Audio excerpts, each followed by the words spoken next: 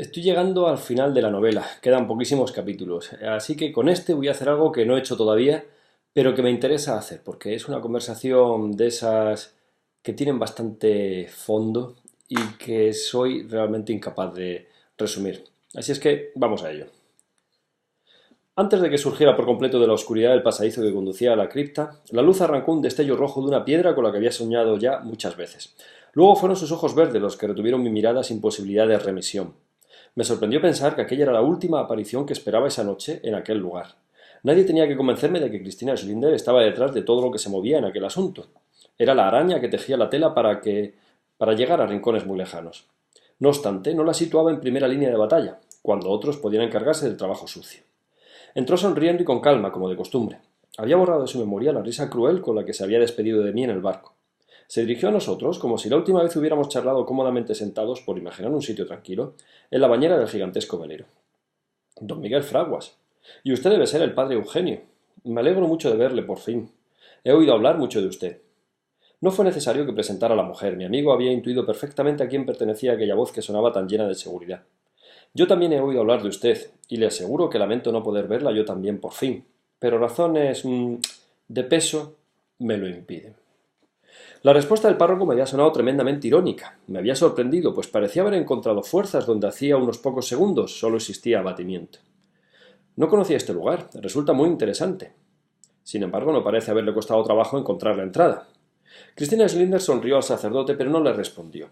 En lugar de ello, me lanzó una pregunta, como si acabara de recordar que yo también estaba presente. Mi querido abogado, hacía tiempo que no le veía. ¿Cómo va todo? A esas alturas, y después de lo que había sucedido aquella misma noche, decidí que no tenía nada que perder. Me sentía con ánimo para contestar lo que me diera la gana. Cristina Schlinder merecía que alguien mostrara alguna vez agallas para plantarle cara. ¿Y usted me lo pregunta? Creo que Hans podría contarlo mejor que yo. He pasado durmiendo algún tiempo. Él debe saber mejor que yo cómo me han ido las cosas estos últimos días.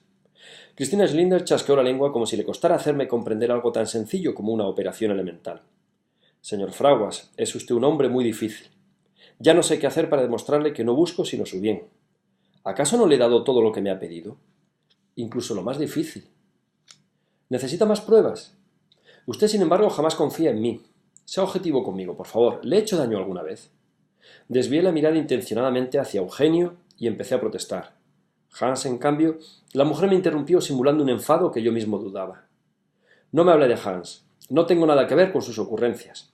¿Es que no lo ha aprendido todavía? No pude responder, no tenía razón y, sin embargo, no hallaba palabras para rebatirla.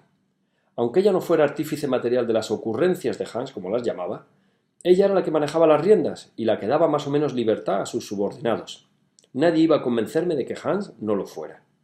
Cristina Schlinder había estado hablando todo ese rato desde la entrada a la cripta. Después de sus exclamaciones, no obstante, había terminado de acceder a nuestro santuario y se había sentado en la única silla que quedaba libre. Yo la imité. Me había levantado al escuchar el golpe y desde entonces había permanecido alerta. Al comprobar que no la seguía nadie, imaginé la estampa del fiel Oscar en la entrada del pasadizo descendente. Los problemas no los encontraría ahí abajo, sino a la salida.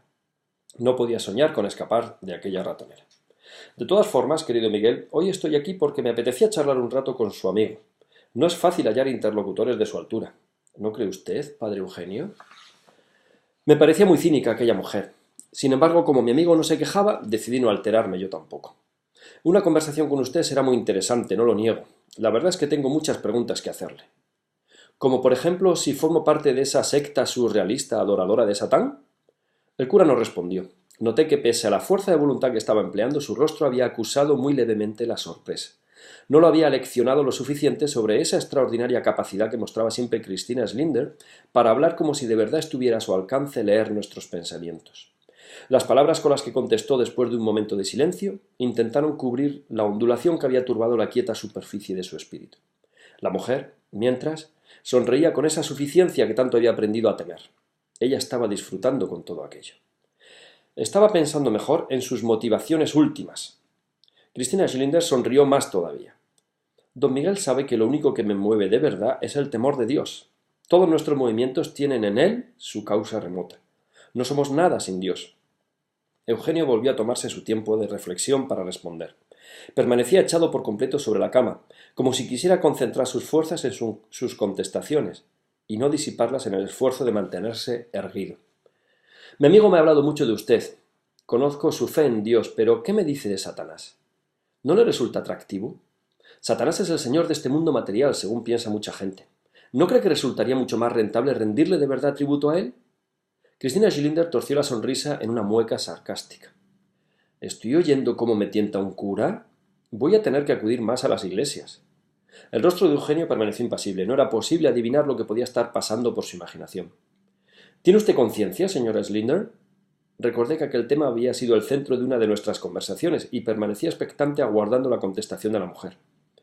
Estamos aquí para sincerarnos, ¿no es verdad?